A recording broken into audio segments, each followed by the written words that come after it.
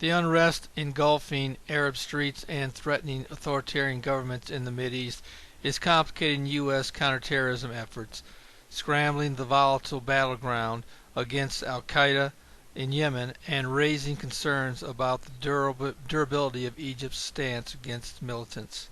U.S. counterterrorism officials need to move quickly to firm up relationships with veteran Mideast intelligence and security services in the aftermath of momentous changes, experts say.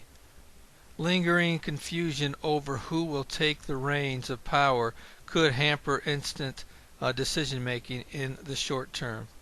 Over the long term, will the U.S. be able to work as closely against al-Qaida and other terrorist groups if important allies such as Egyptian President Hosni Mubarak and Yemeni President Abdullah Saleh cede power to Islamist groups such as the Muslim Brotherhood?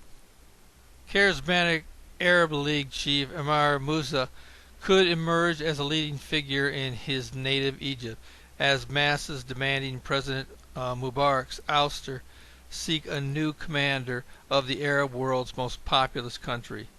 Mr. Musa, whose second term as head of the 22-member league ends in 2 months, said on Friday he might run for president. The most problematic issue between the Muslim Brotherhood and America will be Israel. The Brotherhood raised an army to fight the Israelis in its War of Independence in 1948.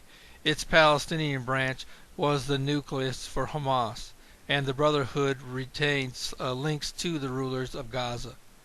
The Brotherhood leaders understand the peace treaty with Israel is the cornerstone of modern Egyptian foreign policy and underwrites America's $2 billion annual aid as well as the lucrative tourist trade. But they are very critical of Israel, its leaders, and policies. Their base is fundamentally opposed to any Egyptian cooperation with Israel. The Israelis find themselves in a very unpleasant position of having a huge stake in the outcome of what happens in Egypt and absolutely no ability to influence the course of events except to do harm by foolish statements or actions. No wonder a former Israeli ambassador to Cairo said this week that I am very much afraid that the opposition wouldn't be as committed to peace with Israel and would be bad for Israel. Actually, this Middle East revolt is much more about economic survival than peace with Israel, or with the state of Israel, or the Palestinians. But what could come as a result of the revolt will ultimately lead down the road to war with Israel. Although the Muslim Brotherhood has stated they will not enter a candidate for president in the forthcoming election, they will hold considerable political power in the post-Mubarak government and will likely be instrumental in ushering in a pro-Muslim Brotherhood candidate. The West would like to see Mubarak's replacement continue upholding pro-Western policies and interests. A democratic Egypt would be an ideal outcome, but recent polls indicate that 70% of Egyptians want Sharia law to be reinstated.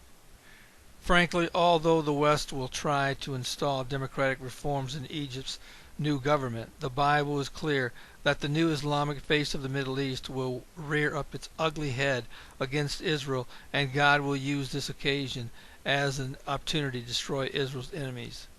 Whether it will be through the events of Psalm 83, the war of Gog and Magog, or both, is still yet future. In other news, Palestinians said they were disappointed that the quartet refused to heed their call for unilateral statehood and instead continued to throw its support behind a negotiated solution when it met on Saturday in Germany. Unilateral actions by either party cannot prejudge the outcome of negotiations and will not be recognized by the international community, the group said in a statement it issued after the meeting. Personally, I believe that the eventual peace agreement will be a negotiated peace agreement and will be confirmed by the Antichrist. I do not believe that a unilateral state will be brought to fruition before the peace agreement is created. This is Terry Malone with the Calvary Prophecy Report.